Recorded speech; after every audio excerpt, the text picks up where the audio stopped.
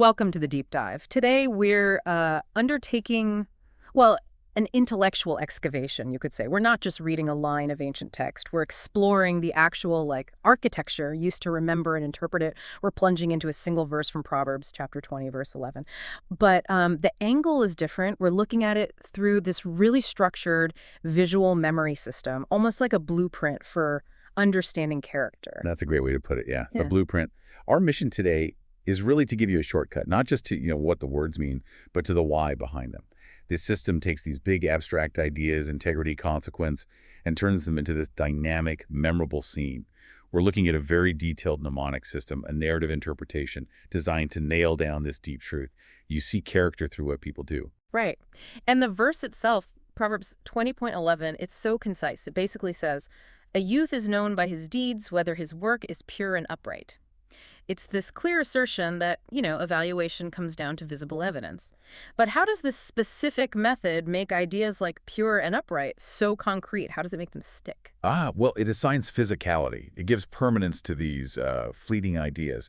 This memory system, it works like a memory palace, but really articulated. Fixed numbers, specific images, assigned to basically every single word in the verse. Language becomes objects, and that makes the abstract conflict feel, well, concrete. Okay, let's break down that code then, starting with the markers, the address, sort of where this verse lives in the system. What are the fixed icons for chapter 20 and verse 11? Okay, so the location is pinned down by two icons. Chapter 20, its fixed icon is the vixen, the fox. The fox. Okay, an animal we often link with quick thinking, navigating tricky situations, maybe even a bit sly sometimes. And verse 11, what's the icon there? That one's the lollipop. Simple, right? Something you consume. Often linked to youth, maybe a simple pleasure. So these two, the vixen and the lollipop, they create this static backdrop, the context for the whole scene we're about to unpack. Got it. Vixen, lollipop, setting established. Now let's look at the inventory, the key objects in this moral play. Some of these visual choices are, well, they're really interesting. Let's start with the main character and what he's actually doing. Sure. We can group the figure in the action. The subject is Nayar, which means a youth, represented by a chick. A chick, like newly hatched. Exactly. Full of potential, but zero experience, basically. And the thing he's making, Paulo, his work, or his deed, that's the potter's wheel. It's this really solid emblem of production, the thing that shapes potential into something finished. Or maybe unfinished. And the deed itself, the alalav by or through his deeds. Why a heavy roller? That seems quite specific. Yeah, the heavy roller. It's a powerful image because a roller doesn't just act, does it? It leaves marks. Visible press tracks. The system wants you to get that actions aren't just events that happen and disappear. They leave physical, undeniable proof, like tracks in the workshop dirt. Huh. So the action itself is immediately accountable. You can see it. Okay, now let's turn to the observation part. The scrutiny. How is that visualized? Right, the recognition. Yitnaker, meaning to be recognized or discerned. That's made visible instantly by binoculars. Binoculars. Okay, focused looking. Exactly. Focused scrutiny. Because you have to figure out if the work is any good, right? That implies someone's watching, quietly assessing. And what about things that complicate the situation? Add layers. The very first Hebrew word is gam, meaning even or also. Gam. Crucial. It signals something extra, an accompanying factor. And it's represented by bubblegum. Bubblegum. Sticky. Precisely. A sticky add-on. It shows that problems often aren't simple, are they? They get amplified, tangled up with other stuff, complexity that comes along with the main action. Okay, that makes sense. Now, the criteria. The standards for judging the work. We have zak, meaning pure or clear, and yashar, straight or upright. Good. So zak is visualized as glass, emphasizing transparency, clarity, both in motive and result. And yashar is the ruler, a straight edge, the concrete symbol of correctness, of being straight, upright. Before we jump into the scene itself, just a quick note. The original text uses key conditional words, im and vm, if, and if. You mentioned the system doesn't give them images. That's correct. They're like the logical hinges, the pivot points in the text argument. But the system seems to understand that the drama, the real teaching moment, is carried by the physical objects, the things we can see and imagine interacting. All right, let's shift gears then from this static list of objects to the actual drama. This is where the vixen, the roller, the chick, they all start moving. The scene is called The Potter's Fox and Youth's Deed. Take us into that workshop. Okay, picture this. The tension is there right away. A potter's workshop, messy, scattered dirt, dust, potential chaos. The fox, chapter 20, vixen, representing the chapter's context, maybe the wisdom of the proverb itself is already there. And it's struggling, actively trying to fix something that's starting to go wrong. What's the crisis? What's going wrong? Well, the lollipop, verse 11, is getting dangerously close to the spinning potter's wheel, the deed. It's actually being sucked into it. And the fox is desperately trying to pull the stick away.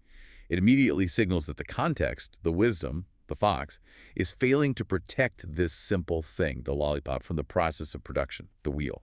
And that entanglement you mentioned earlier, the gam factor, the bubble gum, Yeah. that makes it worse for the fox. Exactly. That pink gum It's- and also is spreading fast. It's acting like this sticky binding agent, tangling the lollipop and the wheel together. It shows how these sticky additions, little complications, things you didn't plan for, just amplify the main problem. It makes it much harder to solve, even for a clever fox. So into this mess walks the protagonist, the chick, youth. Mhm. He's the main actor here.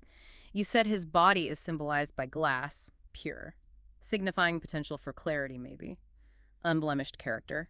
What does he do? Well, he sees this whole crisis, the gum, the lollipop stuck, the fox struggling. He doesn't see it as a complex problem needing careful attention. He just sees it as a work distraction, annoying clutter. Oh. So his solution is rigid, immediate. He decides brute force is the answer. He pushes the iron roller, his deeds, right over the whole mess to clear it up. Wow. So that roller is his method, and those pressure marks it leaves, they're the literal visible tracks of his deed, like you said. But while he's focused on just rolling over the problem, someone's watching him. Yes. A figure holding binoculars, recognized, discerned, is watching quietly. Just a stick figure, logging the youth's moves, tracking where that roller goes, waiting to see what happens. It really highlights that whether you notice or not, your actions are the evidence being evaluated.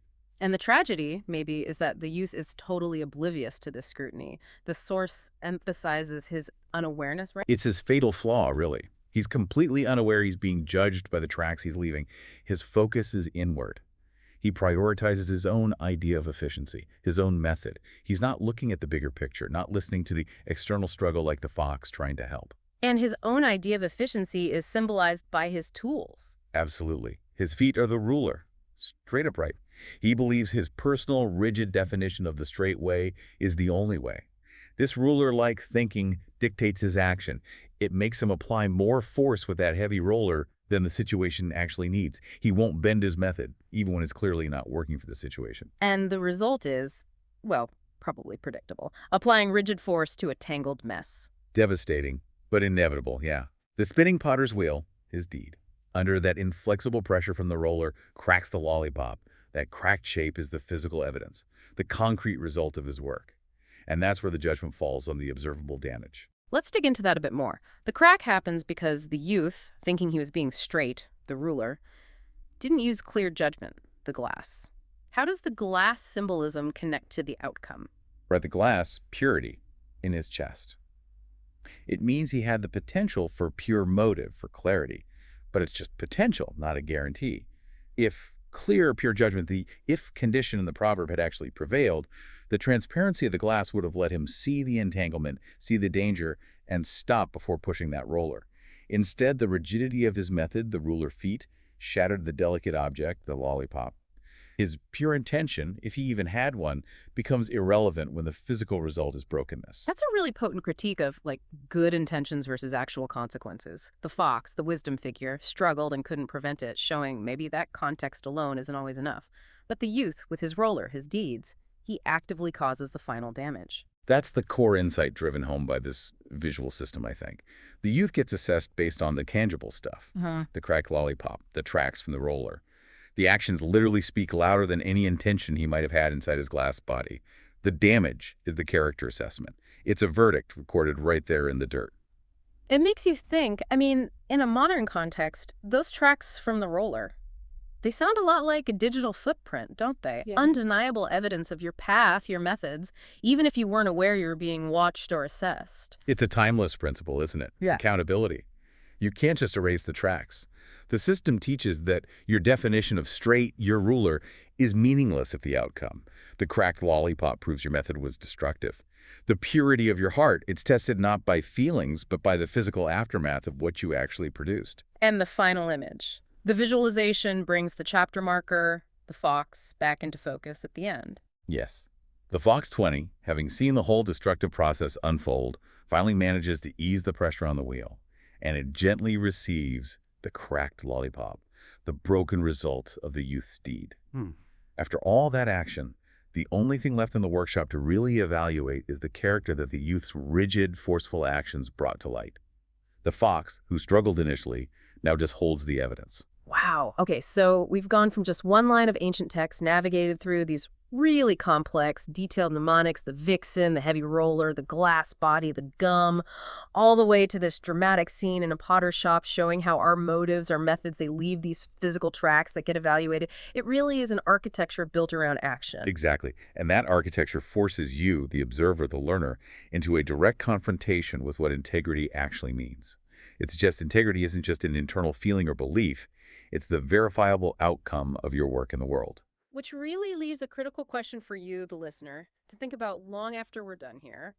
If that youth genuinely believed his method was straight because his feet were the ruler, but the result of applying that method was damage, the cracked lollipop, at what point does believing you're right become less important than the harm your method causes? How much of your true character, your real measure, is revealed not in what you declare, but in the quiet, physical aftermath of your choices?